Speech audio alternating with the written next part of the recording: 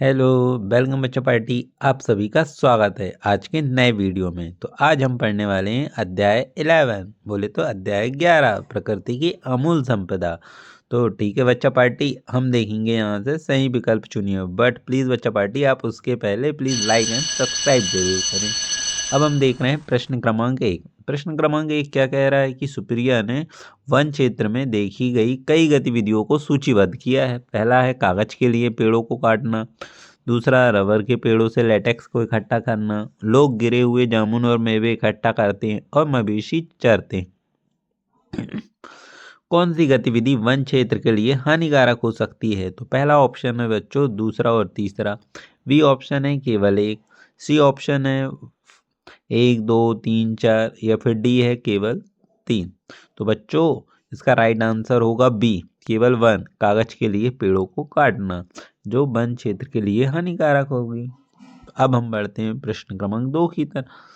तो मृदा के महत्वपूर्ण कार्य हो सकते हैं, यानी बोल रहा है बच्चों की मिट्टी के महत्वपूर्ण कार्य क्या है। पहला, पौधों को की जड़ों को दृढ़ता से पकड़े रखती है, बी जल को अनावश्यक रूप बहने से रोकती है, या सी पौधों से गिरने वाली पत्तियां सड़कर मृदा के पोषक तत्वों को समृद्ध करती है, या डी उपरोक्त सभी।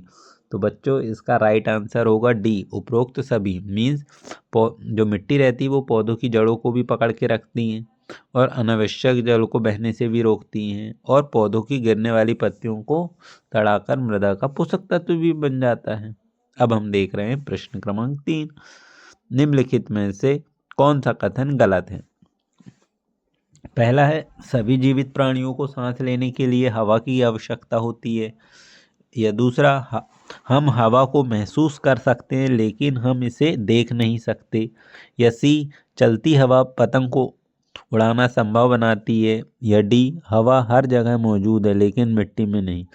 तो बच्चों इसका राइट आंसर होगा डी, हवा हर जगह मौजूद है लेकिन मिट्टी में नहीं है, क्योंकि उसमें स्पेस नहीं होता है। चौथा, निम्नलिखित में से कौन सा गुण वायु के बारे में नहीं है? पहला वह स्थान घेरती है, दूसरा यह पारदर्शी है, सी एक गैस है, या डी एक यौगिक है। तो बच्चों इसका राइट आंसर होगा डी, कि यह एक यौगिक है। तो ठीक है बच्चों, अब हम देख रहे हैं प्रश्न क्रमांक 5। बच्चों प्रश्न क्रमांक 5 है प्रकृति में पेड़ों के महत्व से संबंधित कथन है। पहला, वे जलवायु को नियंत्रित करते हैं, बी दूसरा वे भोजन और आश्रय दोनों प्रदान करते हैं, या सी वे पर्यावरण को संतुलित रखते हैं, या डी उपरोक्त सभी। तो बच्चों इसका राइट आंसर होगा डी उपरोक्त सभी। अब हम देखेंगे 6 छठवा, वनों को हमें के लिए कौन सा उपाय अपनाना चाहिए हमें यानी बचाने के लिए। पहला, वनों की कटाई करना चाहिए, या बी वृक्षारोपण करना चाहिए, या सी जंगल जलाना है, या डी खेतों को खाली छोड़ना। तो बच्चों इसका राइट आंसर है बी, वृक्षारोपण करना चाहिए। यदि हम वनों को बचाना चाहते हैं तो हमें उसके लिए वृक्षारोपण करना होगा। अब हम देख रहे हैं प्रश्न क्रमांक 7। यदि जल प्रदूषण बढ़ता है तो कौन सा प्रभाव सबसे पहले देखने को मिलेगा? ए जल स्रोत बढ़ेंगे, बी समुद्री जीव जंतुओं की संख्या घटेगी, या सी वर्षा की मात्रा बढ़ेगी, या डी जल का पुनर्चक्रण तेज होगा। तो बच्चों इसका राइट आंसर है बी, समुद्री जीव जंतुओं की संख्या घट जाएगी, क्योंकि बच्चों जल प्रदूषित होगा। तो जल प्रदूषित होने से क्या होगा? जल में प्रदूषण फैलने से हानिकारक पदार्थ जल में डिजॉल्व हो जाएंगे, घुल जाएंगे, और जो भी जीव जंतु उसमें रह रहे हैं तो उनको नुकसान पहुंचेगा, तो वो मर जाएंगे, तो उनकी जनसंख्या कम हो जाएगी। अब हम बढ़ते हैं अगले प्रश्न की तरफ। तो बच्चों प्रश्न क्रमांक 8 है मानव द्वारा प्राकृतिक संसाधनों का अत्यधिक उपयोग होता रहता है, तो सबसे गंभीर समस्या होगी। ए प्रदूषण कम होगा, बी संसाधन समाप्त हो जाएंगे, सी वनों का विस्तार होगा, और डी जल स्तर बढ़ेगा। तो बच्चों इसका राइट आंसर होगा बी, संसाधन समाप्त हो जाएंगे, है ना बच्चों। यदि हम प्राकृतिक संसाधन का बहुत अधिक उपयोग करेंगे ना तो वो खत्म हो जाएंगे, क्योंकि वो सीमित मात्रा में उपलब्ध हैं। अब हम देख रहे हैं 9वां IX, हमारे जीवन से सूर्य से प्राप्त ऊष्मा और प्रकाश का महत्वपूर्ण उपयोग है। हमें बताना है बच्चों कि सूर्य से जो प्राप्त ऊष्मा और प्रकाश का क्या महत्वपूर्ण उपयोग है। पहला, पौधों द्वारा भोजन बनाना, बी भोजन को चबाना, सी भोजन का पचना, या डी भोजन का अवशोषण। तो बच्चों इसका राइट आंसर होगा ए, पौधों द्वारा भोजन बनाना। अब हम पहुंच गए हैं 10वें नंबर। बोले तो एक्स, स्लेट जैसी प्राथमिक चट्टानों का उपयोग सामान्यतः किसके लिए होता है? स्लेट जैसी जो चट्टानें दिखती हैं ना बच्चों, इसका उपयोग कहाँ होता है? पहला, भवन निर्माण, बी, सड़क निर्माण के लिए, सी, छत निर्माण, या डी, औजार निर्माण के लिए। तो बच्चों इसका राइट आंसर होगा सी, छत निर्माण के लिए। तो ठीक है बच्चों, अब हम पहुंच गए हैं प्रश्न क्रमांक 2 पे, रिक्त स्थानों की पूर्ति कीजिए। तो बच्चों हम देख रहे हैं पहला खालिस्तान, प्रत्येक वर्ष खालिस्तान को विश्व जल दिवस मनाया जाता है। तो बच्चों इसका राइट आंसर होगा 22 मार्च। अब हम आ गए हैं दूसरे प्रश्न, सूर्य पृथ्वी पर सभी सजीवों को खालिस्तान और खालिस्तान प्रदान करता है। तो बच्चों ऊष्मा और प्रकाश, आपको तो पता है ना सूर्य से हमको ऊष्मा और प्रकाश मिलता है। अब हम आ गए हैं तीसरे खालिस्तान पे। खालिस्तान का उपयोग ईंट जैसे निर्माण सामग्री के रूप में किया जाता है, लैटेराइट। अब हम आ गए चौथे खालिस्तान पे। मनुष्य द्वारा अपनी आवश्यकताओं को पूरा करने के लिए बनाए गए संसाधन को खालिस्तान संसाधन कहते हैं। तो बच्चों मानव निर्मित। अब हम आ गए पांचवें, अधिकांश संसाधन जो हमारे लिए अस्तित्व के लिए आवश्यक है वे खालिस्तान द्वारा प्रदान किए जाते हैं। तो प्रकृति के द्वारा, है ना बच्चों, प्रकृति में इतने संसाधन उपलब्ध हैं कि हमारी बेसिक नीड को पूरा कर सकती हैं, है ना। अब हम बढ़ते हैं बच्चों अति लघु उत्तरीय प्रश्न की तरफ। हाँ तो बच्चों प्रश्न क्रमांक 3 क्या कह रहा है? पृथ्वी के चारों ओर उपस्थित वायु विभिन्न गैसों का मिश्रण है, वायु में उपस्थित गैसों के नाम लिखिए। तो बच्चों क्वेश्चन समझ में आया ना? क्वेश्चन ये कह रहा है कि हमारे चारों ओर वायु है और उसमें बहुत सारी गैसें मिश्रित रूप में है। तो हमको बताना है कि वायु में कौन कौन सी गैस होती हैं। तो चलो बच्चों इसका उत्तर देखते हैं। और उत्तर है, वायु में नाइट्रोजन है, ऑक्सीजन है, आर्गन है, कार्बन डाइऑक्साइड है तथा कुछ अन्य गैस सूक्ष्म मात्रा में उपस्थित होती हैं। तो ठीक है बच्चा पार्टी, अब हम बढ़ते हैं प्रश्न क्रमांक 4 की तरफ। प्रश्न क्रमांक 4 क्या कह रहा है कि पवन चक्की कैसे कार्य करती है, इसके कोई 3 उपयोग लिखिए। तो बच्चों आपने पवन चक्की देखा तो होगा ना? तो देखा है ना? तो चलो अब हम इसका उत्तर भी देखते हैं। उत्तर है, वायु पवन चक्की के पंखों को घुमाती है जिससे वायु की गतिज ऊर्जा विद्युत ऊर्जा उत्पन्न करती है। इसका उपयोग हम कहाँ करते हैं? तो आटे की चक्की चलाने में, कुएं से पानी ऊपर खींचने में और पाल नौकाओं को चलाने में किया जाता है। तो ठीक है बच्चा पार्टी, आपको उत्तर समझ में आया ना? फिर भी मैं शॉर्ट में और समझाता हूँ। ये कहता है कि वायु क्या काम करती है बच्चों? पवन चक्की में जो पंखे रहते हैं ना उनको घुमाती है। तो पंखा घूमने से क्या होता है? गतिज ऊर्जा उत्पन्न हुई है उससे। तो वो जो गतिज ऊर्जा है ना बच्चों, वो किस में कन्वर्ट हो जाती है बाद में? विद्युत ऊर्जा में। और फिर उस विद्युत ऊर्जा का उपयोग अपन कहाँ कर सकते हैं? आटे की चक्की चलाने में। कुएं से हमको पानी निकालना है ना तो उसमें नौका चलाने में भी उसका उपयोग होता है। अब हम बढ़ते हैं प्रश्न क्रमांक 5 की तरफ। बहुत ही प्यारा प्रश्न है। प्रश्न क्या कह रहा है? पेट्रोल अथवा डीजल की तुलना में अधिक स्वच्छ ईंधन कौन सा है? तो बच्चों ये बोल रहा है कि अपन जो मोस्टली आज यूज़ करते हैं ईंधन के रूप में गाड़ियों में, आपने देखा होगा पेट्रोल और डीजल।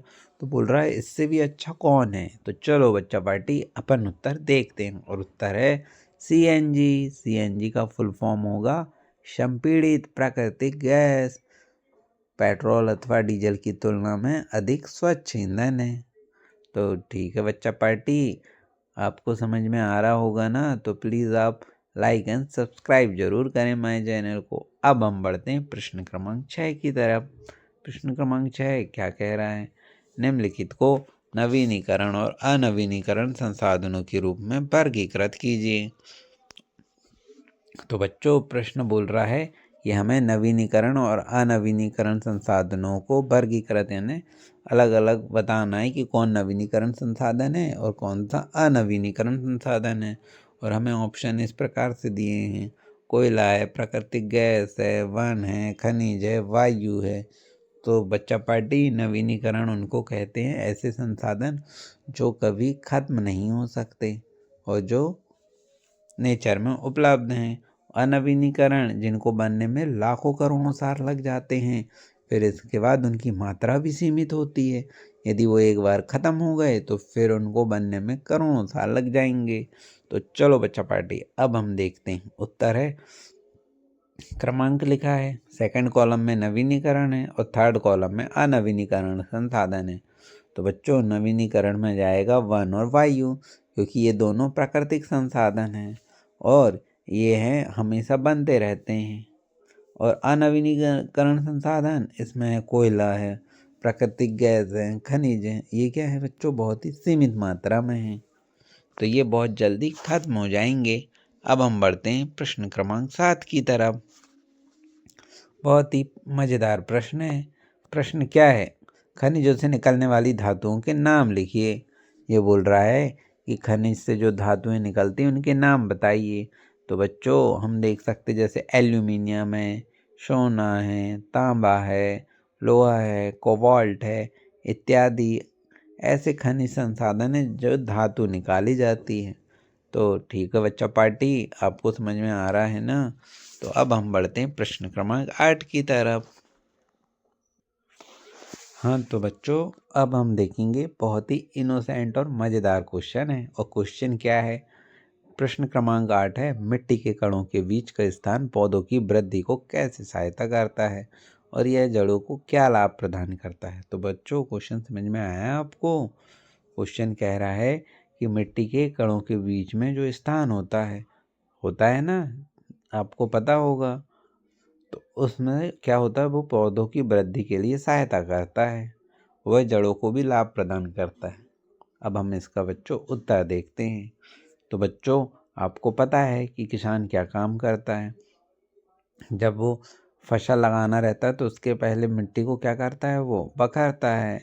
तो उससे क्या होता है, मिट्टी के कणों के बीच स्थान होता है, तो उस स्थान पर पौधों को पर्याप्त वायु प्रदान करता है। उस वायु प्रदान होने से जड़ को भी आसानी से बढ़ने में सहायता मिल जाती है। और इसके अलावा उस खालिस्तान में उपस्थित जल का उपयोग पौधे भी कर लेते हैं। तो ठीक है बच्चा पार्टी, आपको उत्तर समझ में आया होगा ना। अब हम बढ़ते हैं प्रश्न क्रमांक 9 की तरफ। हाँ तो बच्चों प्रश्न क्रमांक 9 है, यदि पृथ्वी पर सभी नदियाँ या जल स्रोत सूख जाएं तो मानव जीवन पर क्या प्रभाव पड़ेगा। तो बच्चों क्वेश्चन ये कह रहा है कि यदि नदी और जल स्रोत सूख जाएं तो मानव जीवन पर क्या प्रभाव पड़ेगा। तो चलो बच्चों इसका उत्तर देखते हैं। और उत्तर है, पृथ्वी पर सभी नदियाँ जल स्रोत सूख जाएं तो मानव जीवन पृथ्वी से समाप्त हो जाएगा और जलवायु परिवर्तन होने से फसल पेड़ पौधे भी नष्ट हो जाएंगे। तो ठीक है बच्चों, अब हम बढ़ते हैं प्रश्न क्रमांक 10 की तरफ। प्रश्न क्रमांक 10 क्या कह रहा है कि पवन चक्की फॉर्म क्या है। हमारे देश के प्रमुख पवन चक्की फॉर्म कहाँ कहाँ हैं। तो बच्चा पार्टी इसका उत्तर है, पवन चक्की फॉर्म वह क्षेत्र होता है जिसमें अनेक पवन चक्कियाँ पवन ऊर्जा के द्वारा विद्युत ऊर्जा उत्पन्न करती हैं। और हमारे देश में प्रमुख पवन चक्कियाँ जैसे राजस्थान में भिंड पार्क, तमिलनाडु में मुप्पंडल, महाराष्ट्र गुजरात का कच्छ, फिर कर्नाटक हो गया, आंध्र प्रदेश हो गया, मध्य प्रदेश, यहाँ पे पवन चक्कियाँ पार्क हैं। तो ठीक है बच्चा पार्टी, आपको समझ में आया ना। अब हम बढ़ते हैं प्रश्न क्रमांक 11 की तरफ।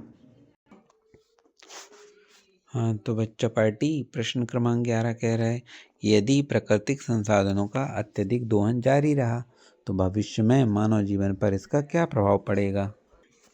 हाँ तो बच्चा पार्टी इसका उत्तर है, यदि प्राकृतिक संसाधनों का अत्यधिक दोहन जारी रहा तो भविष्य में संसाधन समाप्त हो जाएंगे और उनकी कमी हो जाएगी, जिससे पर्यावरण प्रदूषण हो जाएगा, जलवायु परिवर्तन होगा और हमारे स्वास्थ्य और आर्थिक स्थिरता पर प्रतिकूल प्रभाव पड़ेगा।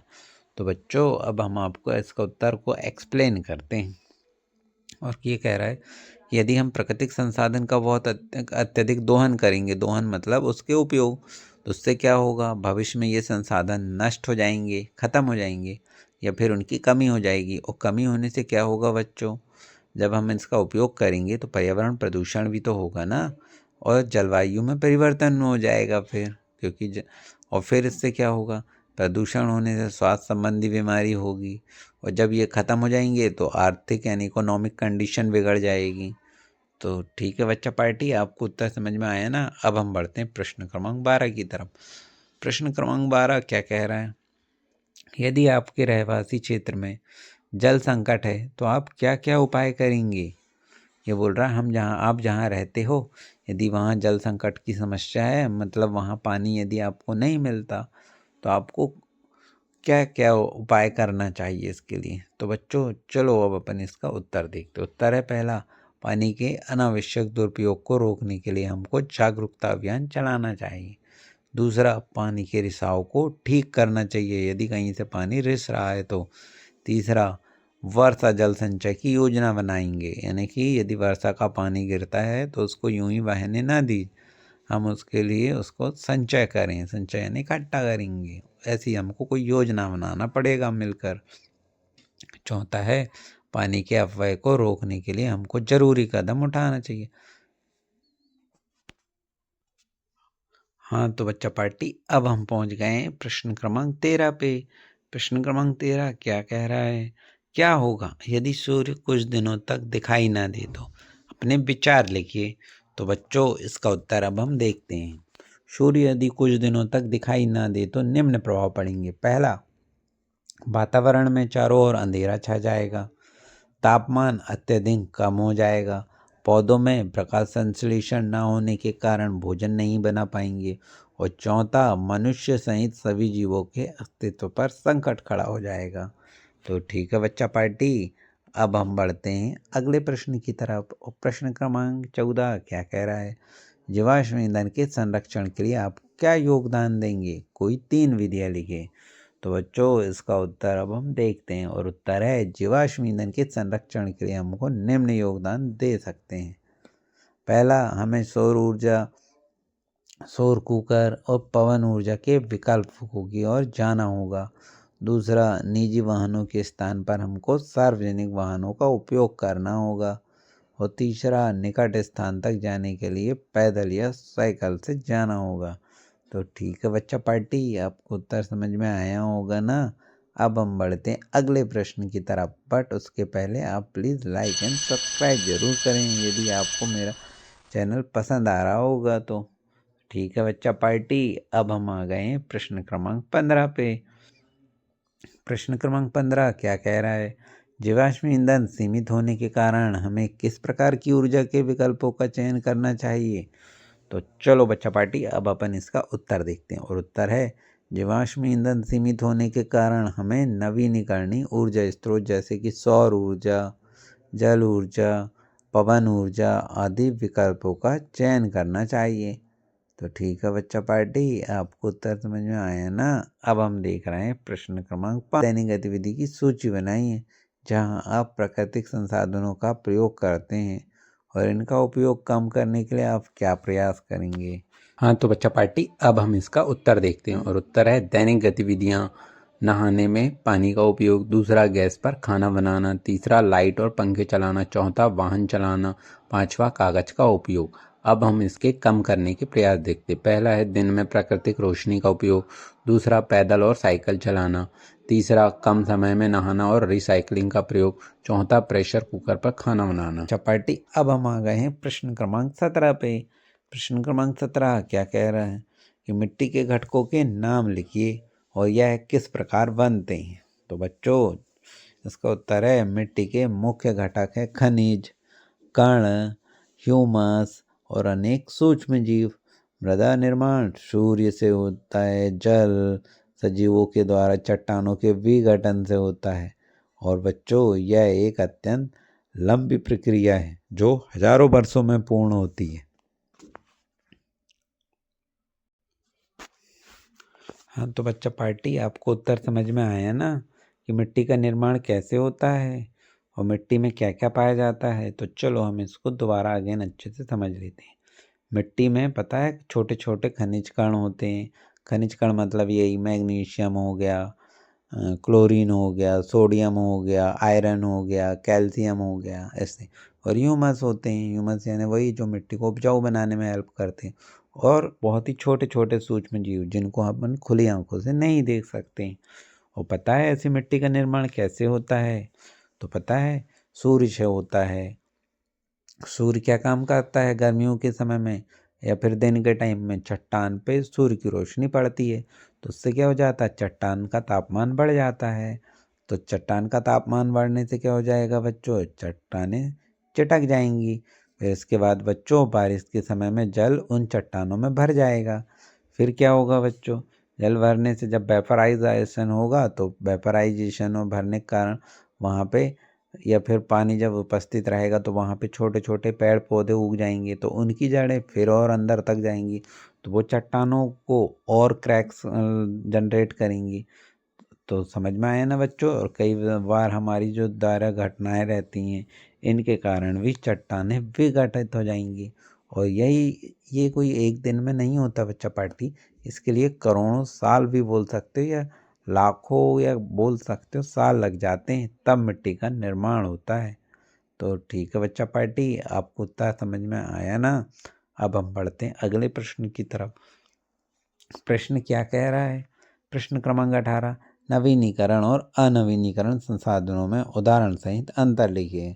तो उत्तर है, नवीनीकरण संसाधन यह वे संसाधन होते हैं जो असीमित मात्रा में उपलब्ध होते हैं या प्राकृतिक प्रक्रियाओं द्वारा पुनः उत्पन्न होते हैं और इनका उपयोग करने के बाद भी यह समाप्त नहीं होते हैं। जैसे उदाहरण हो गया सौर ऊर्जा, पवन ऊर्जा, जल ऊर्जा, वन। तो बच्चा पार्टी समझ में आया ना नवीनीकरण संसाधन? अब हम हैं अनवीनीकरण संसाधन है, यह वे संसाधन हैं जिनकी प्रकृति में सीमित मात्रा में उपलब्ध हैं और एक बार उपयोग करने के बाद इन्हें बनने में हजारों या लाखों साल लग जाते हैं। ये बिल्कुल भी पुनः उत्पन्न नहीं हो पाते हैं। उदाहरण के लिए हो गया जैसे कोयला, पेट्रोल, प्राकृतिक गैस और खनिज। तो ठीक है बच्चा पार्टी, आपको उत्तर समझ में आ रहा है ना? अब हम बढ़ते हैं अगले प्रश्न की तरफ। हाँ तो बच्चों, प्रश्न क्रमांक 19 क्या कह रहा है? यदि हवा में ऑक्सीजन की मात्रा उसकी वर्तमान प्रतिशत दर से आधी रह जाए तो इसका मनुष्य और अन्य जीवों पर क्या प्रभाव पड़ेगा? मतलब बच्चों ये कह रहा है कि हवा में ऑक्सीजन की मात्रा है, यदि उस मात्रा को यदि हम और आधा कर दें तो इससे हमारे मनुष्य और अन्य जीव जितने भी हैं जो सांस लेते हैं उन पर क्या प्रभाव पड़ेगा? तो चलो बच्चा पार्टी अपन इसका उत्तर देखते हैं। और उत्तर है, ऑक्सीजन की कमी से क्या होगा, मनुष्य एवं अन्य जीवों को सांस लेने में परेशानी होगी और चक्कर आएंगे, थकान होगी और बेहोशी जैसी समस्याएं भी हो सकती हैं। इस कमी के कारण शरीर के महत्वपूर्ण अंगों एवं मस्तिष्क को नुकसान पहुंच सकता है और पता है कई बार तो ऐसा भी हो सकता है कि मृत्यु भी हो सकती है। तो ठीक है बच्चा पार्टी, आपको उत्तर समझ में आया ना? हाँ तो बच्चा पार्टी, अब हम बढ़ते हैं दीर्घ उत्तरी प्रश्न की तरफ। तो बच्चा पार्टी, प्रश्न क्रमांक 20 है, औद्योगिक अपशिष्ट और कृषि अपशिष्ट के अलावा कुछ मानवीय गतिविधियाँ क्या हैं जो जल प्रदूषण के लिए उत्तरदायी हैं और ये गतिविधियाँ हमारे जल संसाधनों की गुणवत्ता और सुरक्षा को कैसे प्रभावित करती हैं?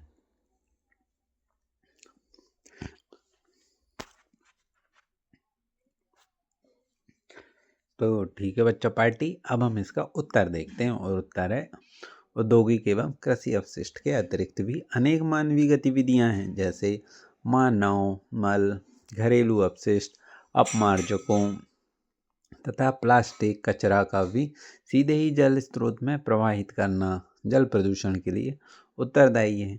जब उपरोक्त पदार्थ हमारे जल स्रोत में मिलते हैं तो इससे वह जल संदूषित हो जाता है तथा उपयोग के लायक नहीं रहता। उसमें अनेक प्रकार के रोग कारक पनप जाते हैं जो हमें घातक रूप से बीमार कर सकते हैं। तो बच्चों, आपको उत्तर समझ में आया ना? फिर भी हम इसको शॉर्ट्स में समझते हैं। शॉर्ट्स में है कि जैसे बच्चों इंडस्ट्रीज़ हो गया और जो एग्रीकल्चर से जो अपशिष्ट निकलते हैं, जैसे आपको पता होगा तो ये और मानवीय गतिविधियां हैं, जैसे मानव मल हो गया। मल यानी जानते हो ना, जो हम वेस्ट निकालते हैं, मल मूत्र जिसको अपन कहते हैं, और हमारे घरों से निकलने वाला अपशिष्ट भी, और अपमार्जकों यानी जैसे डिटर्जेंट, साबुन, ये सब एक्सेट्रा, प्लास्टिक। तो बच्चों ये सीधे जल में जाके घुल जाता है, क्योंकि जल स्रोत में पहुंच जाते हैं, मिल जाते हैं, तो उससे जल प्रदूषण होता है। तो पता है फिर जल प्रदूषण होने से क्या होगा? उससे अनेक रोग उत्पन्न होंगे, और जल प्रदूषण होने से जल जीव भी मर जाएंगे, और हम तो साथ में बीमार भी होंगे। तो ठीक है बच्चा पार्टी, आपको उत्तर समझ में आया होगा ना। अब हम बढ़ते हैं अगले प्रश्न की तरफ। प्रश्न क्रमांक 21 क्या कह रहा है कि वायु प्रदूषण के लिए मानव किस प्रकार जिम्मेदार है, वर्णन कीजिए। इसे कम करने के लिए कोई 2 उपाय भी लिखिए। तो बच्चा पार्टी इसका उत्तर अपन अब देखते हैं। वायु प्रदूषण के लिए मानव गतिविधियां जिम्मेदार हैं, जैसे वाहनों, कारखाने, जीवाश्म ईंधन का प्रयोग से उद्योगों से निकलने वाले धुआं, और वनों की अंधाधुंध कटाई आदि, ये सभी वायु को प्रदूषित करते हैं। अब हमें वायु प्रदूषित कम करने के लिए उपाय होंगे। पहला, वाहनों की नियमित जांच हो और सर्विस करना चाहिए। दूसरा, हमें अपने आसपास ज़्यादा से ज़्यादा वृक्षारोपण करना चाहिए। तो ठीक है बच्चा पार्टी, आपको उत्तर समझ में आया ना? हाँ, तो बच्चा पार्टी प्रश्न क्रमांक 22 है, उद्योगों और आवास की आवश्यकताओं को पूरा करने के लिए पेड़ों की मांग बढ़ रही है, इसलिए लगातार पेड़ों और वनों की कटाई बढ़ती जा रही है। इसका मानव जीवन और पर्यावरण पर क्या प्रभाव पड़ सकता है, लिखिए। तो चलो बच्चा पार्टी, अब अपन इसका उत्तर देखते हैं, और उत्तर है, उद्योगों और आवास की आवश्यकताओं के कारण पेड़ों की कटाई से कार्बन डाइऑक्साइड का स्तर बढ़ रहा है, जिससे ग्लोबल वार्मिंग और जलवायु परिवर्तन हो रहा है, और मिट्टी का कटाव बढ़ रहा है, जिससे भूमि की उर्वरता कम हो रही है, जिसके कारण मानव जीवन पर बुरा प्रभाव पड़ रहा है। बाढ़ और सूखे जैसी आपदाओं की समस्या भी बढ़ रही है। तो ठीक है बच्चा पार्टी, अब हम बढ़ते हैं प्रश्न क्रमांक 23 की तरफ। हाँ, तो बच्चा पार्टी हम पहुंच गए हैं प्रश्न क्रमांक 23 पे। अपने घर के आसपास के क्षेत्र को हरित आवरण से समृद्ध बनाने के लिए आप किस प्रकार योगदान देंगे, ऐसे कार्यों की सूची बनाइए। तो चलो बच्चों, अब अपन इसका उत्तर देखते हैं, और उत्तर है, वृक्षारोपण करेंगे, किचन गार्डन, पार्क और सार्वजनिक स्थानों की देखभाल करेंगे, और जल संरक्षण एवं लोगों को पर्यावरण संरक्षण के लिए और वृक्षारोपण के लिए हम प्रेरित करना है। तो ठीक है बच्चा पार्टी, अब हम बढ़ते हैं प्रश्न क्रमांक 24 की तरफ। प्रश्न क्रमांक 24 क्या कह रहा है कि सूर्य के पिता उसे हर दिन अपनी कार से स्कूल छोड़ने जाते हैं, लेकिन जब उन्हें मालूम हुआ कि महसूस हुआ कि वे प्रदूषण बढ़ाने में भागीदार हैं, तो उन्होंने स्कूल परिवहन का उपयोग करना शुरू कर दिया। निम्न प्रश्नों के उत्तर दीजिए। पहला है, हमें इन जीवाश्म ईंधनों का बुद्धिमान एवं विवेकपूर्ण तरीके से उपयोग क्यों करना चाहिए। तो चलो बच्चों, इसका उत्तर, जीवाश्म ईंधन सीमित संसाधन है, इनके जलने से प्रदूषण होता है, इसीलिए इनका उपयोग बुद्धिमानी से करना चाहिए। अब हम देखते हैं दूसरा प्रश्न, जीवाश्म ईंधन के स्थान पर हमें ऊर्जा के कौन से वैकल्पिक स्रोतों का उपयोग करना चाहिए। तो बच्चों, उत्तर है, जीवाश्म ईंधन के स्थान पर हमें सौर ऊर्जा, पवन ऊर्जा, जल विद्युत ऊर्जा, बायोमास ऊर्जा, भूतापीय ऊर्जा का उपयोग करना चाहिए। तो बच्चों, हम पहुंच गए हैं प्रश्न क्रमांक 3 पे। नए वैकल्पिक स्रोत किस प्रकार पर्यावरण के मित्र हैं। तो नए वैकल्पिक स्रोत के रूप में जैसे सौर ऊर्जा, पवन ऊर्जा, जल विद्युत स्रोत पर्यावरण के अनुकूल हैं, क्योंकि यह नवीनीकरण है और इनसे कोई प्रदूषण नहीं होता है। अब हम आ गए हैं चौथे प्रश्न पे, सूर्य के पिता द्वारा क्या मौलिकता परिलक्षित होती हैं। तो सूर्य के पिता कार के स्थान पर स्कूल वाहन का उपयोग कर रहे हैं, जो पर्यावरण के लिए उपयुक्त है। हाँ, तो बच्चों पार्टी, अब हम मूव ऑन करते हैं प्रोजेक्ट कार्य की तरफ। प्रोजेक्ट कार्य 1 क्या है, वायु प्रदूषण के बारे में निम्न बिंदुओं में हमको उत्तर देना है। पहला है अपने स्थानीय क्षेत्र में वायु प्रदूषण के मुख्य स्रोतों की सूची बनाइए। तो चलो बच्चा पार्टी, अब हम निकलते इसके उत्तर के लिए। वाहनों से निकलने वाला धुआं, कचरा जलाने से निकलने वाला धुआं, निर्माण स्थलों से उड़ने वाली धूल, कारखानों और उद्योगों से निकलने वाला प्रदूषण। तो ठीक है बच्चा पार्टी, अब हम देखते हैं दूसरा प्रश्न। आप इन कारणों को जानकर वायु प्रदूषण को रोकने के क्या उपाय करेंगे? तो उत्तर है अधिक से अधिक पेड़ लगाना चाहिए, साइकिल चलाना है, पैदल चलना चाहिए और सार्वजनिक वाहनों का उपयोग अधिक करना चाहिए। हाँ तो बच्चा पार्टी, अब हम पहुंच गए हैं प्रश्न क्रमांक 3 पे। वायु प्रदूषण के लिए हानिकारक प्रभावों को लिखिए। तो वायु प्रदूषण के हानिकारक प्रभावों में पहल हो सकती है जैसे श्वसन संक्रमण, हृदय रोग, फेफड़ों का कैंसर और समय से पहले मृत्यु शामिल है। इसके अलावा यह पारिस्थितिक तंत्र को भी नुकसान पहुंचाता है तथा अम्लीय वर्षा का कारण बनता है, जो इमारत व कृषि को प्रभावित करती है। तो ठीक है बच्चा पार्टी, अब हम बढ़ते हैं प्रश्न क्रमांक 4 की तरफ। प्रश्न क्रमांक 4 क्या कह रहा है? वायु प्रदूषण का प्रभाव हमारे आसपास पाए जाने वाले जंतुओं पर किस प्रकार हो रहा है?